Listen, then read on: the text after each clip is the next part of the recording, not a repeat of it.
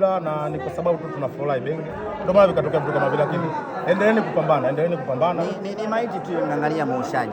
Maiti imng'ang'ania muoshaji ni ngumu. Ukiona maiti mpaka inamng'ang'ania muoshaji, maana kuna sababu ya maiti kumng'ang'ania muoshaji, na kama sababu ipo basi acha maiti endelee kumng'ang'ania muoshaji. Lakini wewe sisi, shida ni kwamba kuna jina wewe sisi ulituita, tokea umetuita jina lile, sisi watu wa Pwani tunasema haujajiburu. Kujiburu maana yake hujakaa sawa sawa. Wewe unatuita sisi hizi wachooni sisi, tokea siku ile fanya research. Tokea siku umeita Azamu kuwa ni inzi wa chooni mpaka leo unaenda kushtakiwa mpaka Qatar. Kwa atajutia atajutia na ataendelea kujutia. Mimi nashukuru bwana Malawi. Kwa sababu umesema yote haya. Ngoja. Kwa sababu kuna watu wengine hapa sio watu wazuri kwa Ahmed. Sasa mimi namuombea Ahmed. Mungu uliomba mbingu na nchi.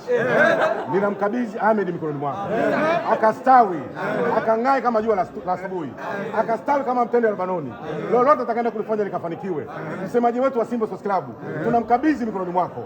Waliopanga mabaya juu yake ya warudie wenyewe na watoto waseme amen. Mchungaji, toka umeanza kuomba hizo dua, lini zishakubaliwa? Nimekubaliwa mara nyingi, mara mbili nimekubaliwa. Tumeenda fainali kwa la shirikisho barani Afrika, tumeenda fainali. Yanga vitu vidogo, sio malengo yetu, sio wakubwa. Kila kitu sherehe imeisha, na watu wengine sio wazuri.